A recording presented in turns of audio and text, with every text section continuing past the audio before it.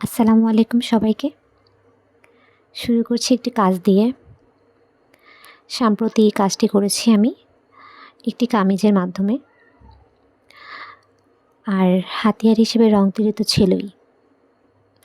যেহেতু একটি গাঢ় রঙের কাপড় ছিল, তার কারণেই আমি একটি হোয়াইট পেজ দিয়ে আগে পুরোটা ডিজাইন কভার করে নিচ্ছিলাম।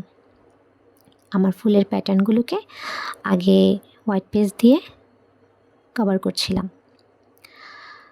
যেহেতু আমরা জানি গাঢ় রঙের কাপড়ে সরাসরি রঙটা ভালো উজ্জ্বলভাবে বসে না, তাই আমি একটু হোয়াইট পেজ দিয়ে আগে পুরোটা প্যাটার্ন রেডি করে নিচ্ছিলাম।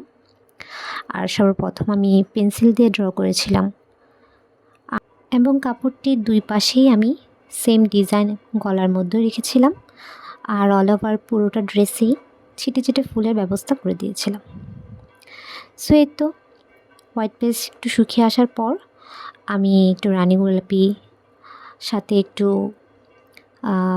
পাতাগুলোতে আমি ইউজ করেছি সবুজ, হলুদ, যেন ওটাকে আমি হাইলাইট করতে পারি সুন্দরভাবে, যাতে আমার রঙটা যাতে উজ্জ্বল হয়ে ওঠে।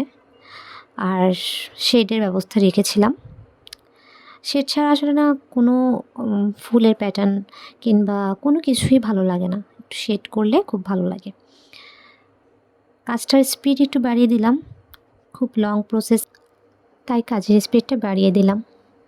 আমি চারপাশে কিছু লতা দিলাম, তারপর একটু কলির মধ্যে একটু হাইলাইট করে দিলাম যাতে এটা আরেকটু উজ্জ্বল হয়।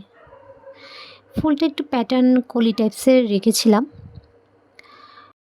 এই তো এভাবেই কাজটা পুরোপুরি শেষ করলাম লতা পাতা এবং কলি ফুলের মাধ্যমে। সবাই জানাবেন কেমন হয়েছে। আশা করি সবার ভালো লাগবে। ধন্যবাদ সবাইকে। আসসালামু আলাইকুম।